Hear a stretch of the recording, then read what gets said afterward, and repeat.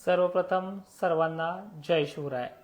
मित्रांनो, महत्त्वाचं म्हणजे आजच्या ज्या काही व्हिडिओमध्ये तुम्हाला इन्स्टंट टीसी आणि पावसाच्या व्याप्तीबद्दल बोलणार आहोत आणि विशेषतः एक असा काळ येणार आहे त्यामध्ये शेतकऱ्यांच्या पेरण्याचा जो काही पाण्याचा प्रश्न आहे तो मिटू शकतो अशी एक परिस्थिती महाराष्ट्रात निर्माण होणार आहे। त्या तारखा देखील याच्यामध्ये आपण सांगणार आहोत।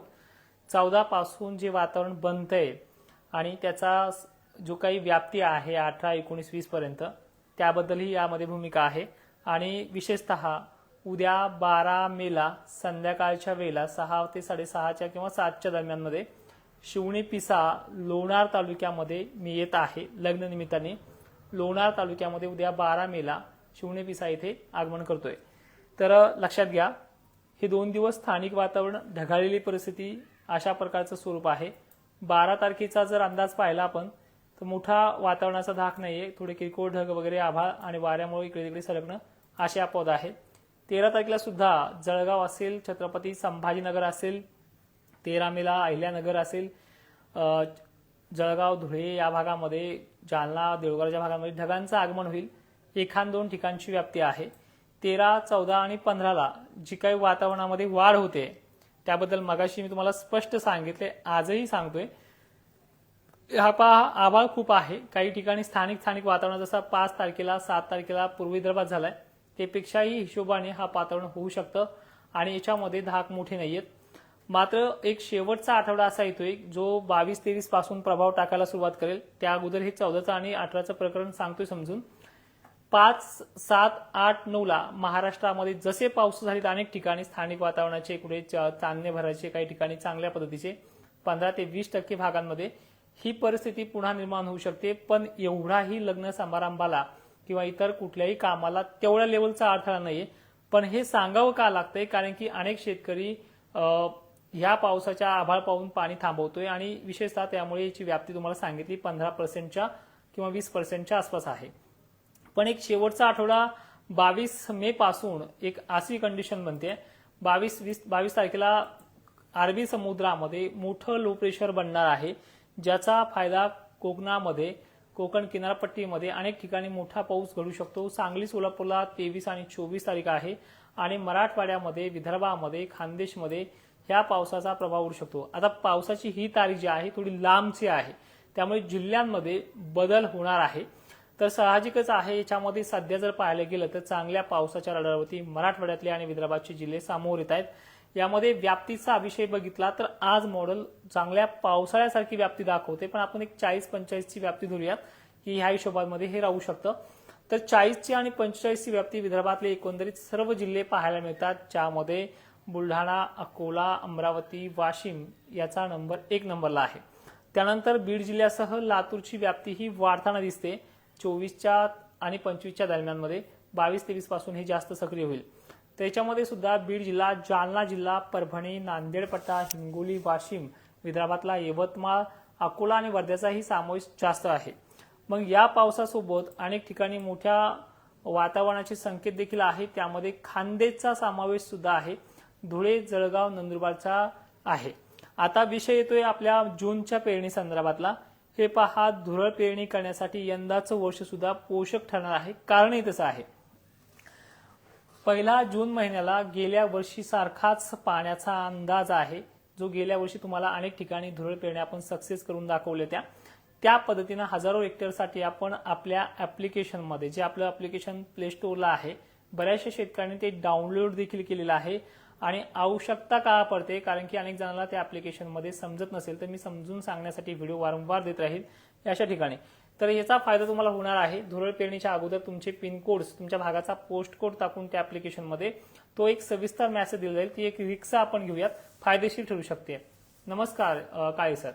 तर अशा प्रकारची ती कंडिशन आहे आणि 15 पासून 12-13 पासून 15 पर्यंत ही सुरुवात होणारी तारीख आहे चांगल्या पद्धतीचं पेंडवणी पावसाला। पण मोजके जिल्हे आहेत सुरुवातीला, म्हणून आपण 15 पासून ते 25 पर्यंतचा कालावधी असा दिलाय की विदर्भाच्या पूर्व भागाला आणि खानदेश पश्चिम महाराष्ट्राला ही 20-22 तारीख राहू शकते। पण मराठवाड्यासाठी 15-16चा अनुभव चांगला राहणार आहे, हे तुम्हाला वारंवार व्हिडिओच्या माध्यमातून व्यक्त केलेलं आहे। आता एक मेन टॉपिक असा येतोय की जसा 5 मार्चला सांगितले तुम्हाला की मान्सून हा चक्रीवादळाच्या विडख्यात सापडू शकतो, जो पहिला आठवडा जूनचा असणार आहे. त्यामध्ये परिस्थिती अशी आहे की तुम्हालाही माहिती आहे, हा महिना लागला की मान्सून लवकर येतोय, 5 जूनला येणार आहे, अमुक येणार आहे आणि मान्सून येणार सुद्धा आहे. पण आल्याबरोबर तो कोकणामध्ये मुंबईसारख्या ठिकाणी अत्यंत भयंकर अशा स्वरूपाचा तो पाऊस पाडतो देखील. आणि ज्यावेळेस मुंबईसारख्या ठिकाणी, पुण्यासारख्या ठिकाणी पावसाची मजल वाढते, त्यावेळेस मराठवाडा आणि विदर्भामध्ये पावसाचा जोर ओसरतो. हे तुम्हाला ऑब्झर्व्ह करून घ्या, तुम्ही आतापर्यंत जे काही गोष्टी तुम्ही अनुभवल्या असतील त्या पद्धतीनं. तर याच्यामध्ये सरळ सरळ सांगायचं तर की हा जेव्हा कोकणामध्ये बरसेल 8, 9च्या किंवा 12च्या पिरियडमध्ये, त्यावेळेस घाई करायची नाही. आपल्याला तिथून बाहेर पडल्याच्या नंतर लो प्रेशरची क्षमता किती आहे, महाराष्ट्र किती टक्के व्यापू शकतो किंवा त्यामध्ये पाणी पाडण्याची क्षमता किती आहे, या हिशोबानेच आपण त्या पेरण्या धुळ पेरण्या करायच्यात आणि ते सुद्धा आपल्या ऍप्लिकेशनमध्ये. हा फेसबुकचा शेवटचा लाईव्ह असणार आहे, कारण की इथून पुढे फेसबुकला एक शॉर्ट व्हिडिओ 3 मिनिटाचे 4 मिनिटाचे आपण देत राहू, ज्यामध्ये थोडक्यात महाराष्ट्राचा अंदाज असणार आहे. तर आता तुमच्या कमेंटकडे बोलूयात. पहिले आपण पूर्ण हा डेटा जो आहे तुमच्याकडे सांगूयात एक एक तारखेनुसार. बघा, 13 तारखेला दक्षिण महाराष्ट्रामध्ये अहिल्यानगरमध्ये 1-2 ठिकाणी, सोलापूरमध्ये वातावरण खराब होईल, पावसाची शक्यता वाऱ्यामुळे कमी प्रमाणात येईल, पण वातावरण बऱ्यापैकी खराब आहे. 14 तारखेला अनेक भागांमध्ये पाऊस वाढेल असं माहिती अनेक तज्ज्ञांच्या माध्यमातून मिळाली होती. पण विनंती अशी आहे की हा पाऊस ठराविक ठिकाणं, जसे की मागच्या वेळेस पाहिला आपण हिंगोली घेतला, हिंगोलीमध्येही 10-5 गावांना चांगला पडला, काही ठिकाणी लांबपर्यंत परत गेला, काही ठिकाणी पेंडवलता. तर अशाच प्रकारचं स्वरूप आहे. नांदेड वगैरे थोडा मोठा पाऊस काही 1-2 भागांमध्ये होऊ शकतो. नांदेडचा समावेश आहे, दक्षिण सोलापूर परिसरात आहे. 15 तारखेचं वातावरण सुद्धा खानदेशला म्हणावा असं नाहीये, नाशिकला असं नाहीये, पण थोडंसं विदर्भामध्ये ढगाळ परिस्थिती होऊन एक सावली देऊ शकतं आणि गरमीची लेवल मात्र टिकून ठेवू शकतं, अशी परिस्थिती आहे. 17-18ला देखील सोलापूर दक्षिण भागामध्ये वातावरण आहे. विदर्भाला त्याचा त्रास नाही, कारण की वारं वाहणार आहे आणि हेच वारं 22-23 नंतर पाऊस घडून आणेल. आता तुमच्या कमेंट बघूयात. खूप गरमायला इथे. नमस्कार संतोष भिशे सर. जय शिवराज सर, तालुक्यामध्ये पाऊस आहे का सर? नेमकं तालुका कोणता आहे मुरपडी सर? तुमचा भाग जर जानेफळ पंडित परिसर असेल तर 14ला 1-2 ठिकाणी सटकारे बिटकारे होण्याचा अंदाज आहे. 14 आणि 15ला लग्न कार्याला धोका मोठा नाहीये. संतोष भिशे सर, तुमचा मेसेज समजलाय, पुढचं बोला. जय शिवराय. रिसोड तालुक्यामध्ये कधी पडेल? हे पहा, रिसोड तालुक्यासाठी जसं मागच्या वेळेस झालंय 1-2 ठिकाणी पडण्याची क्षमता 14 आणि 15ला काही गावांना राहू शकतो. सिल्लोडला सध्या तरी अद्याप मोठी कंडिशन नाही, पण 14ला 1-2 ठिकाणी शक्यता आहे. जास्त व्याप्ती नाही, पाणी वगैरे बंद करू नका. यवतमाळसाठी 15 तारीख देऊयात आपण. यवतमाळच्या मागच्यासारखा पाऊस 1-2 ठिकाणी पडू शकतो, पण तेवढा गर्जना नाहीये. रामराम, जय शिवराय, विठ्ठल गायसर. धाराशिवची शक्यता ही 14लाच मॉडेलनुसार व्यक्त होते, पण धाराशिवच्या सोलापूर साईडला इथे वातावरण बनेल. घाबरण्यासारखं नाहीये, कामे करत राहा. चला, आणखीन काही कमेंट्स. सगळ्यांना विनंती आहे, तुम्हाला ऍप्लिकेशनचा पर्याय निवडा लागेल. ज्यांना माझे अंदाज आवडतात ते पहा. तुम्ही थोडा त्रास करून घ्या माझ्यासाठी सहन, पण विनंती आहे की ह्या वेळेस मात्र आपल्याला अनेक गोष्टी सामोर आणायच्या. त्यासाठी निलंगा, औसा,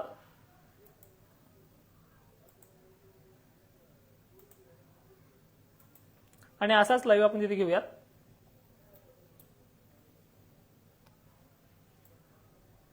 थोडी शक्यता आहे निलंगा औसाला बुधवारी 13 तारखेला आणि गुरुवारी 14 तारखेला. मात्र माजलगाव, वडवणी पट्टी देखील 14 आणि 13ला काही भागात मोजकं होईल. आणि एक्झॅक्टली हेच होतंय. अनेक जण तारखा देतात, मोठा पाऊस पडतात, जिथं पडला तिथले लोक खुश, जिथं नाही पडला ते नाराज. त्यामुळे निगेटिव्ह कमेंट त्यांच्या आणि पॉझिटिव्ह कमेंट यांच्या. त्यामुळे आपण संभ्रमण ठेवा. सांगितलेल्या तारखेला वातावरण बिघडत असतं, पण त्याची व्याप्ती समजायला पाहिजे. शेतकऱ्यांना पाणी वगैरे बंद करायला समजायला पाहिजे. अशा गोष्टीसाठी आपण ती टक्केवारी सांगतोय. वैजापूरला एक 13 आणि 14 तारीख आहे. त्या 13 आणि 14 तारखेला थोडे तुळाबाद शिदोरे तुटू शकतात आणि गरमीची लेवल चांगली असेल तर ठीक आहे, अशी पद्धत आहे. हे पहा, ही गरमी आपल्या मान्सूनचे चांगले संकेत सांगते. गरमीमध्येच पाऊस मोठा पडतोय. परत आणखीन फॅनमुळे आवाज येत नाही मित्रा, त्यामुळे फॅन लावत नाही, तर फॅन वगैरे सगळं आहे ऑफिसमध्ये. वडवणी तालुक्याला गुरुवारी थोडं शक्यता आहे, गुरुवार आणि शुक्रवार. मागचे कसं झालंय तसंच तुम्ही आशा लावून बसू नका. फक्त आता सांगायचं तर कशा पद्धतीने सांगत आता हेच समजत नाहीये.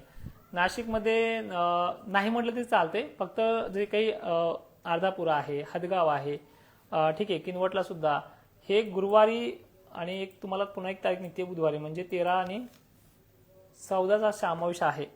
स्थानिक वातावरणाचा इफेक्ट आहे सोलापूर पासून बीडपर्यंत. सर्व दूरची व्याप्ती नाहीये. पुन्हा ढगाळ दिसले की आभाळ दिसले की काळखाप आभाळ दिसेल आणि 1-2 ठिकाणी पाऊस पडेल. तुम्ही म्हणता सांगितलं आम्हाला पडलं नाही, अशा प्रकारचं आहे. ज्यांना पेरण्या धुळ पेरण्या सक्सेस करायच्या त्यांनीच ऍप्लिकेशन लिहा आणि ज्यांना भरोसा आहे अशाच लोकांनी या. आज जवळपास 10,000 लोकांनी ऍप्लिकेशन डाउनलोड केले. अनेक ठिकाणी लोक अजूनही ऍप्लिकेशन डाउनलोड करतायत. तिथे एक व्हॉट्सअपचा ग्रुप आहे. कोणत्या 20 तारखेला परमेश्वरला भालेसर लागवड करायची आहे? दादा तुमच्या रवींद्र हरबे पाटील सर, तुमच्या भागामध्ये खूप चांगल्या पद्धतीनं सिस्टम आहे. एकदा तुम्हाला लागवड तुमच्या भागात मे महिन्यात करताय ना, तर 25 तारीख तुम्हाला चांगली आहे मे महिन्यात लागवड करणाऱ्या शेतकऱ्यांना. तर बघू शकता एक रिक्स घेऊन, तुमची दरवर्षी असते रिक्स, पण एकदा मला ऍप्लिकेशनला भेट द्या. माझा ऍप्लिकेशनचा जो लाईव्ह आहे ना तो 15 पासून सुरू होते, 15 मे पासून. त्यामुळे तुम्हाला मी अजून सांगेल.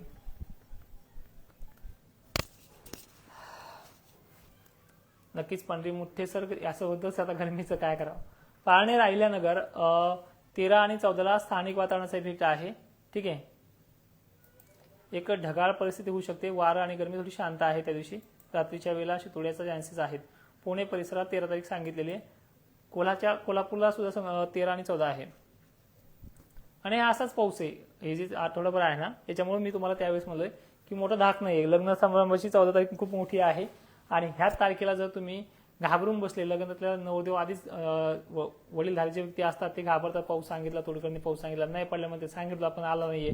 पण ही पद्धत कशी आहे? 10% आहे. सगळ्यांनी घाबरायचं काही काम नाही. अमरावती जिल्ह्याचे असे योग येणार दादा तुमच्या, फक्त थोडा वेळ धीर धरा. अजून 1-1.5 आठवड्यामध्ये चांगला पद्धतीचा पाऊस तुमच्या भागात होईल. 24 तारीख देतो तुम्हाला मी, 23 आणि 24. सध्या या काळामध्ये तुमच्या भागामध्ये मोठा धाक नाहीये. ढगाळ वातावरण आणि जसा मागच्या वेळी झाला होता 1-2 ठिकाणी तशीच पद्धत आहे. गंगापूर छत्रपती संभाजीनगरला 13 आणि 14 तारखेला स्थानिक वातावरणाचा पाऊस आहे. फॅन चालू आहे मित्रा, पण फॅनचं कसं आहे माहितीये का, आवाज येत नाही माईकद्वारे. गणेश बारवकर सर, तुमची कमेंट मी घेतली आहे. थोड्या आपल्या चुका सुधारा. निगेटिव्ह कमेंट मी परत घेत नाहीये. नक्कीच राजकोळी सर, स्थानिक वातावरणाचा इफेक्ट होतोय. स्थानिक वातावरण होते आणि 1-2 ठिकाणी होणार आहे. त्यांना सांगणार तरी काय, लोक तेवढं धरून बसतात की तुम्ही आम्हाला आज पाऊस सांगितला. भीती वाटते अंदाज सांगायची सुद्धा. त्यामुळे तोडकर हवामान अंदाज आपली प्रयोगशाळा एक कंपनीमध्ये मोडते, म्हणजे प्रायव्हेट लिमिटेड करतोय आणि ते ऍप्लिकेशनचे थोडा अंदाज राहतील. मिरची लागवड करताय, करू शकता दादा तुम्ही, कारण की तुम्हाला फक्त 8 दिवस सहन करावं लागणार आहे 22 तारखेपर्यंत. तिथून पुढे तुम्हाला वातावरण त्रासदायक नाही आहे. आणि तुम्ही जर सहन होत असेल टेम्परेचर, तर ह्या 2-3 दिवसात बी केलं तर चालते, कारण की 14 तारखेनंतर स्थानिक वातावरणाचा आभाळ येणार आहे. थोडा फायदा होत तुमचा पुढे जाऊन होऊ शकतो. मिरची उत्पादकांना दिलासा मिळणार आहे. आणि मे महिन्यामध्ये जे पावसाळी वातावरण होणार आहे ते शेवटच्या आठवड्यामध्ये 22-23 पासून पुढे होऊ शकतं, होणार आहे.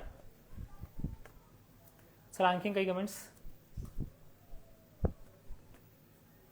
बीड जिल्ह्याला 13 आणि 14 आहे. आणि जे काही 4-2 नमुने आहेत निगेटिव्ह कमेंट करणारे, त्यांना विनंती आहे, हे बघ बाबा, 5 मार्च पासून जो शब्द दिला शेतकऱ्यांना दुष्काळ नाही तो अजूनही आहे. अनेक लोक बदलताना पाहिलेत. माझा एक अंदाज तुम्हाला सहन होत नाहीये, त्यामुळे अनेक गोष्टीतून माघार देखील घेण्याची तयारी आपण ठेवलेली आहे. वाशिम जिल्ह्यातील रिसोड तालुक्यामध्ये 14 तारखेला थोडे शितुड्या आहेत. 14 आणि 15ला जास्त मोठा धाक नाहीये. लग्न कार्यामध्ये फारसे अडथळे नाहीत. बरांजाळा साबळेच्या मिरचीला अजून काही दिवस वेटिंग आहे. तुम्हाला दिलासा मात्र निघणार आहे. सध्या जर पाहिलं आपण 14 आणि 15, 16, 17, 13 पासूनच, 14 बी नाहीये, 13 पासूनच आभाळ येत राहील आणि त्याच्यामधून सावली मिळेल.